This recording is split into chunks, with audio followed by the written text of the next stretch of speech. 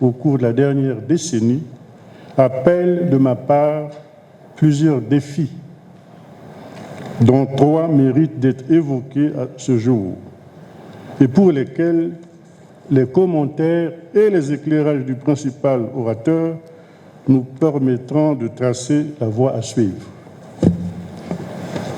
Ces défis actuels et à venir portent essentiellement sur, il y en a 3, le premier d'entre eux est l'exacerbation des tensions inflationnistes dans la quasi-totalité de nos pays.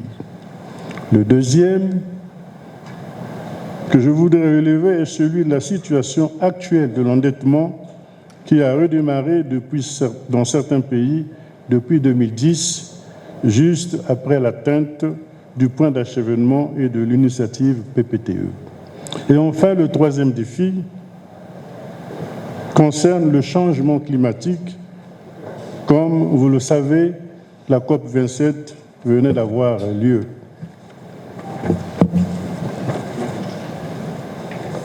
Ainsi donc, cette session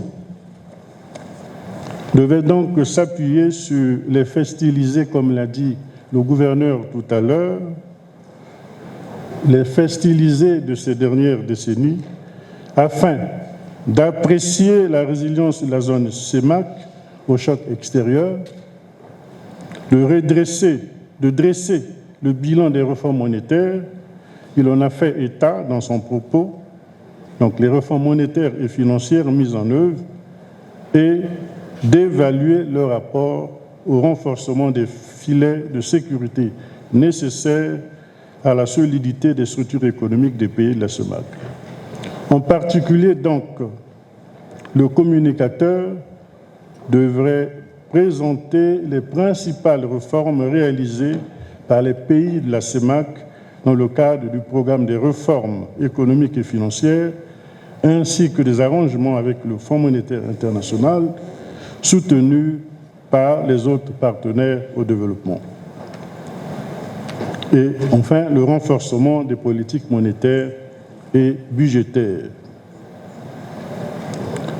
Qui mieux que le gouverneur de notre Banque centrale commune pourrait nous édifier, même s'il l'a fait avant mon propos, sur ces problématiques et nous proposer les solutions idoines.